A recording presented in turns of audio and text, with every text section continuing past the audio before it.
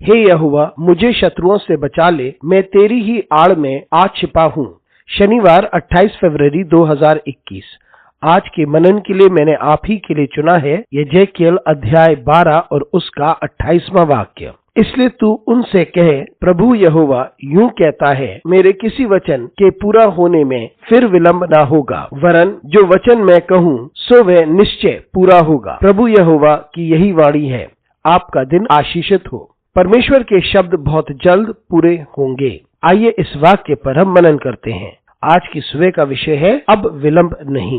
ये उस समय की बात है जब इज़राइल के लोगों ने बड़ी परेशानियां उठाई। वे परमेश्वर के लोग थे और उन्हें दुख से गुजरना पड़ा, संकट से गुजरना पड़ा। और ऐसे वक्त में परमेश्वर अपने लोगों पर अनुग्रह करता है। परमेश्वर अपनी दया में लोगों की सहायता करते हैं जो परेशान हैं, कठिन समय में से गुजर रहे हैं और वे जो संकट से निकलते हैं। ये परमेश्वर की सामर्थ है जो उन्हें छुटकारा दिला सकता है और ये परमेश्वर की सामर्थ ही है जो उन्हें उन चुंगलों से छुड़ा सकता है। ये अच्छे वचन की बात है, आशा की बात है और परिवर्तन की बात है जो परमेश्वर अपने दास के द्वारा बात करता है। और वे कहता है कि अब कोई विलंब नहीं। और जो कुछ परमेश्वर ने कहा है वो है लोगों को छुटकारा देना, जैसे इज़राइल के लोगों को छुटकारा दिलाना और इज़राइल के लोगों को सामर्थ और प्रभुता प्रदान करे। और इन्हीं लोगों को परमेश्वर आशीषित भी करेगा और ये सब बिना विलंब के उनके पास आएगा, क्योंकि वे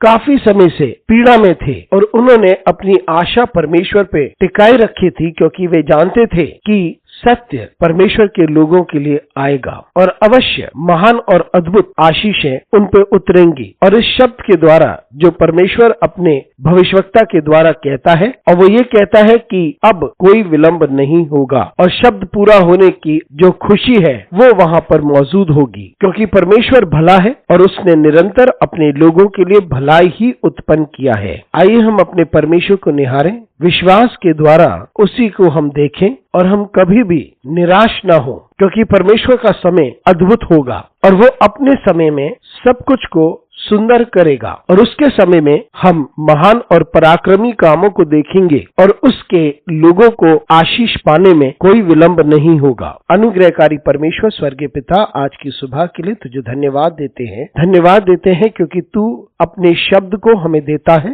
धन्यवाद देते हैं क्योंकि तू ही है जो हमें समझाता है कि तू निरंतर हमारी सहायता करता है और अपने शब्द के द्वारा तू हमें आशीषित करेगा और अपने मार्ग में हमें चलाएगा। यीशु मसीह के नाम से मांगते हैं, आमीन।